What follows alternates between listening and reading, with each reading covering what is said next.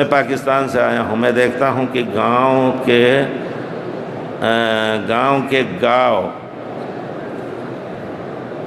ایسے میں اس سے کس طرح بچائیں؟ کیا مطلب ہے؟ گاؤں کے گاؤں سود پھنس رہے ہیں، کیا مطلب؟ گاؤں کے گاؤں سود میں پھنس رہے ہیں، اس سے کس طرح بچائیں؟ تو آپ کون سا سود؟ بنک میں جو جمع کر کے پیسے سود لے رہے ہیں، یا اور کوئی طریقہ ہے؟ سود ہر حالت میں حرام ہے۔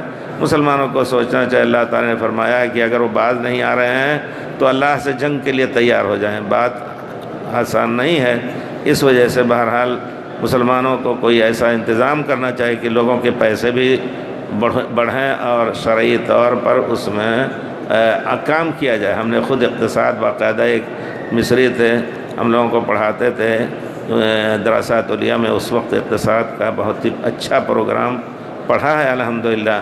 آپ ان سے لیجئے پیسے، ان سے لیجئے پیسے، زمین خریدیے، شرط ہے کہ ایمان اور دین ساتھ ہو تب، اور کہیے کہ آپ کا 10,000 کا اتنا ہوا ایک مہینے میں، پھر اس کو آگے لگائیے کسی اور کام میں، بلڈنگ بنائیے۔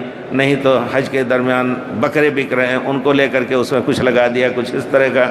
تو یہ سب طریقے ہیں ان پیسوں کو کہ بڑھوتری کے لیے، نہ کہ بینک میں جمع کر دے جا، آپ کو 5,000 10,000 مہینہ ملتا رہے گا، کام چلتا رہے گا اور باقی آپ کا پیسہ محفوظ رہے گا۔ یہ سب سود ہے، اس کو مجھ سے بچنے کے بہت ہی اچھے طریقے لوگوں کو معلوم بھی ہے، لیکن بہرحال دنیا کے بارے میں آدمی بہت ہی بہرحال سست ہے، حلال حرام کی تمیز نہیں کر